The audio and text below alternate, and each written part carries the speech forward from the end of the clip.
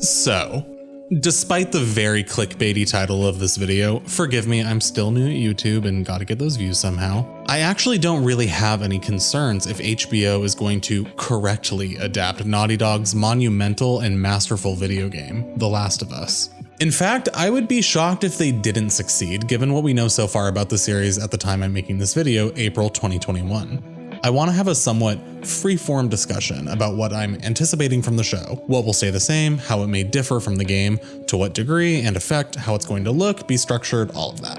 What this video is not, however, is a list of demands for executive producer and writer Craig Mazin, Neil Druckmann, writer and director of both Last of Us games, or the director of the series pilot, Kantemir Balagov. I am so sorry if I butchered that. Russian is a beautiful language. I won't be saying they need to do this, or I will be incredibly disappointed if, because I don't like what seems to be a recent trend of popular media, not naming names, deciding to include a plotline or story beat that is literally only there to make fans happy. Craig Mazin has essentially left Twitter because he didn't want to hear what anyone else thinks he should do with the series, and that's completely understandable. And Neil Druckmann is all too familiar with audience demands. I think a lot of the time, not always, but a lot, when adaptations aren't received well, it's less on the actual product and creative team behind it, and more so on the audience going into it with a very specific set of expectations. Any change from the source material is deemed unnecessary and weakens the original, when in reality, the story is going to be fundamentally different when being told from a new medium. A successful adaptation, in my opinion, is one that carries the thematic elements, character relations, and overall tone over from one to the other. If the HBO series makes some changes or eliminates entire parts of, for example, Bill's storyline or the Pittsburgh section, it doesn't automatically render the series bad. That's just poor media analysis. If the show maintains the lessons Joel and Ellie learn from Bill's storyline in a way that's just as, if not more effective and engaging, then good for the show. With Bill specifically, I don't think this will be changed much from the game, for the record. The original game and story is still available for purchase, and you can watch it in its magnificent entirety on YouTube. I first learned that The Last of Us was being adapted for HBO on Twitter right when it was announced, and Craig Mazin tweeted how excited he was. And honestly, my first reaction was intense jealousy of Craig. I'm just going to call him Craig, even though we don't know each other yet. Put a pin in that. I'll return to the jealousy in a moment. I'm assuming if you're watching this video, you have some familiarity with The Last of Us, but for those who got roped in by that thumbnail and didn't know what they were signing up for, let me give a quick recap of the game's broad story, no spoilers, and why I called the game monumental earlier. The Last of Us follows a man in his late 40s, Joel, 20 years after an apocalyptic outbreak of this fungus, called cordyceps, which infect humans and take over their mind and make them want to infect others. So zombies. It was a zombie outbreak. Unfortunately, cordyceps are like actually a real thing in real life that take over insects, and it's disgusting, but also fascinating because nature is terrifying, but also kind of beautiful. The Last of Us takes the reality of cordyceps and expands it to what if humans were infected by this? It's an interesting take on the zombie apocalypse genre, but what makes The Last of Us stand out in a sea of zombie apocalypse stories is the overwhelming ethical decisions our characters have to make on a daily basis. Do you have any antibiotics? We do? Back at the camp. You're welcome to follow us. I'm not following you anywhere. Buddy boy can go get it. He comes back with what I need. The deer is all yours. Anyone else shows up... You put one right between my eyes. That's right. You play as Joel for the vast majority of the game as he travels across the country, transporting a 14-year-old girl, Ellie, from Boston to eastern Colorado. Ellie, an orphan most of her life, has grown up in this new world and doesn't have any concept of what things were like before the outbreak. She's precocious and intelligent and curious and vulnerable and independent and scared. Ellie is allowed to be a scared 14-year-old girl without compromising her strength. Joel, on the other hand, shows how effective a character can be when what they don't say is just as, if not more important, as what they do say. He's a man who's never fully moved on or processed the grief and trauma throughout his life, and his journey with Ellie across the US is the perfect challenge to the walls he's spent the past 20 years building. It's all right. Come here, come here. Hurry up. Go on.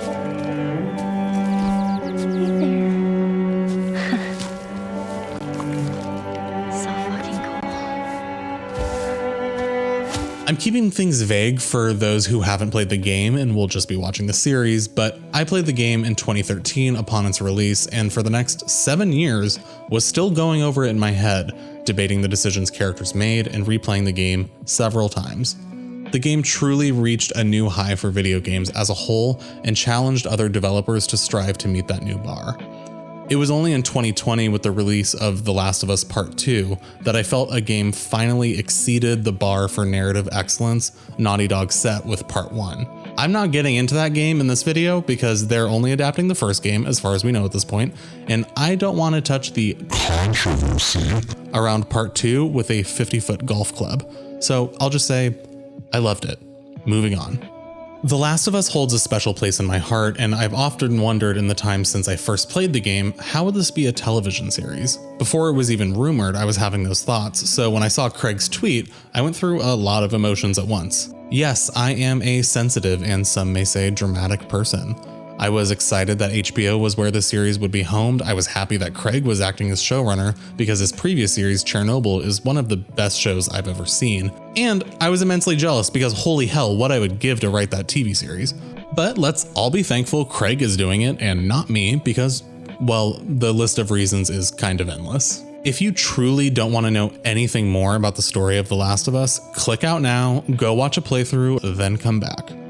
The first part of the story I'm wondering how will be adapted is the time jump from the opening of the game to 20 years later in Boston. The player is mostly left to piece together what happened in the intervening time from context clues, reading journals, brief character dialogue, etc.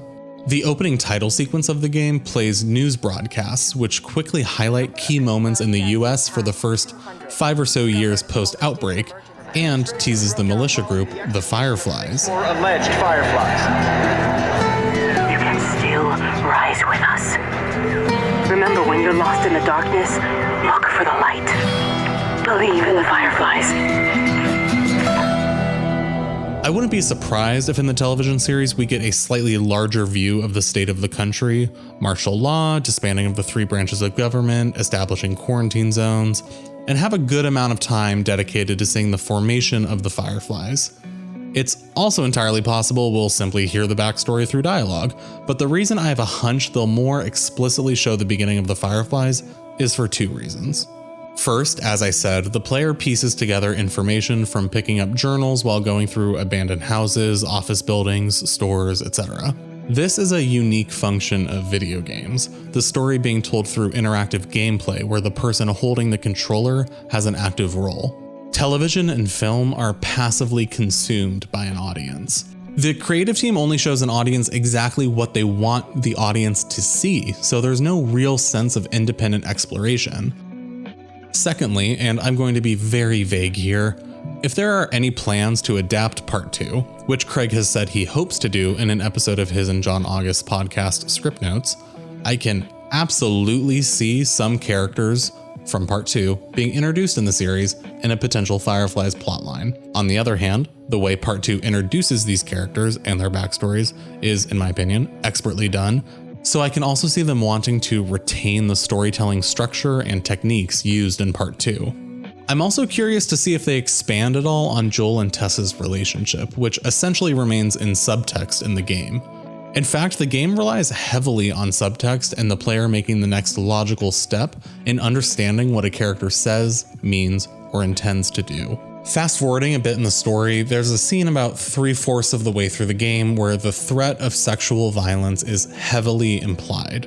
Neil Druckmann shows restraint and trust in the player that we will understand this threat without anyone actually needing to say it out loud. I'm going to be a hypocrite for a brief moment, I'm sorry. The one thing that I think the show needs to include in order to truly make it a home run is the plotline from the Left Behind DLC. It's an excellent snapshot of Ellie's life, as well as showing just how smart and resourceful she is.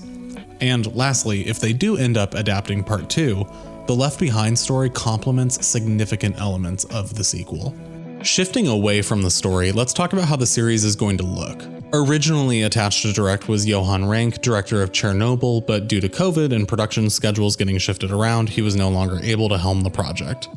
Russian director Kantemir Balagov is now attached to direct the pilot, with his most recent film being 2019's Beanpole, which premiered at the 2019 Cannes Film Festival, where he won the Un certain regard Best Director award. In research for this video, and just out of my own curiosity, I paid the $5 rental fee to Amazon Prime and sat down to see what all the hullabaloo was about. And guys, this movie is crazy. I, for some reason, had a little trepidation that the Last of Us series would shy away from the sheer brutality of the game, and after watching this, I no longer have that worry. I haven't been this on edge during a film in quite some time. As Jessica Keong of Variety magazine said in her review of the film, you quite often have to remind yourself to breathe. Without spoiling anything, because this film is better going into it somewhat blind, it follows two women in a post-World War II Leningrad, now St. Petersburg. The film deals with the trauma individuals face in the aftermath of global catastrophe and, I mean, do I need to say more? No, I don't. Balagov is an exceptional and unique choice, and I'm impressed with HBO for trusting in his creative vision and prowess, despite being a relative unknown whose largest project is a foreign art house film. Balagov creates tension in scenes by holding the camera on the characters for an uncomfortably long time, not letting you look away from what can oftentimes be horrifying situations and actions. The film is also subtle in a way that I found to be complementary to the subtle nature of the dialogue from the game. Beanpole places heavy emphasis on color as well, showing the dirty mustards and teals prevalent throughout post-war Russia. It creates an entirely unique feeling of desolation and scarcity as characters navigate the world, not knowing what new horrors the next day will bring. I'm excited to see what Balagov does with the color in The Last of Us. The world has been partially reclaimed by nature in the 20 years since the outbreak, and the vibrant green vegetation that's wrapped its way through houses and stores and skyscrapers is breathtaking every single time. While editing this video, it was announced that Yasmila Zibanic and Ali Abbasi will also be directing episodes of the series. I didn't have time to watch their previous films for this particular video, but I'll be sure to talk about them and their work in the future. Regardless, Balagov directing the pilot will set the visual tone and style, so his work on Beanpole remains a sort of North Star for the visual storytelling of the series. What was that all about? Yo, we're cutting through the hotel. Okay. Game of Thrones alumni Pedro Pascal and Bella Ramsey have been cast as Joel and Ellie, and I don't really have any comments on it other than I trust the creative team behind the show and have faith that Pascal and Ramsey were the best choices. I've only seen Ramsey on Game of Thrones as Lyanna Mormont, which was a small part but one she played excellently. I think Lyanna is a harder role than you may initially think. She had to put on a mask of strength while representing House Mormont, while also being a terrified adolescent girl in a violent male-dominated world. And I've been watching Pascal on The Mandalorian, and he absolutely has the reluctant paternal figure transporting a child vibes down, so I have full confidence that his Joel will be dynamic and layered.